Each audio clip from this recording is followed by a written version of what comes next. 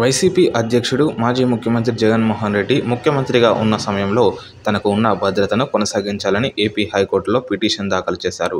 ఏపీలో ఎన్డీఏ ప్రభుత్వం తనకు ఉన్న జెడ్+ కేటగిరీ సెక్యూరిటీని కుదించిందని సోమవారం హైకోర్టులో వైఎస్ జగన్ పిటిషన్ వేశారు. అయితే కేంద్ర హోంశాఖ తనకు జెడ్+ భద్రత కల్పించిందని, ఏపీలో ఓట్ల లెక్కింపునకు ఒకరోజు ముందు 2024 జూన్ 3వ తేదీన వరకు ఏ విధమైన భద్రత ఉందో తాను పునరుద్ధరించేలా రాష్ట్ర ప్రభుత్వం హైకోర్టు ఆదేశించాలని పిటిషన్లో జగన్ కోరారు. కేంద్ర హోంశాఖ కార్యదర్శి, రాష్ట్ర హోంశాఖ ముఖ్య కార్యదర్శి, రాష్ట్ర డీజీపీ, రాష్ట్ర స్థాయి సెక్యూరిటీ రివ్యూ కమిటీలకు ప్రతివాదనలు పేర్కొన్నారు.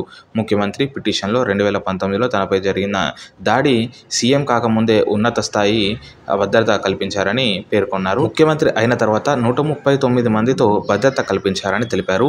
ఎన్నికల ఫలితాలను వెలువడిన తర్వాత ముందస్తు సమాచారం లేకుండా సెక్యూరిటీని గణనీయంగా తగ్గించారని పేర్కొన్నారు. ప్రస్తుతం భద్రతా విధుల్లో 59 మంది మాత్రమే ఉన్నారన్నారు. ప్రస్తుతం చాలా మంది ఎమ్మెల్యేలకు ఉన్న వ్యక్తిగత భద్రత అధికారుల కంటే తనకు తక్కువ భద్రత ఉందని పిటిషన్లో పేర్కొన్నారు.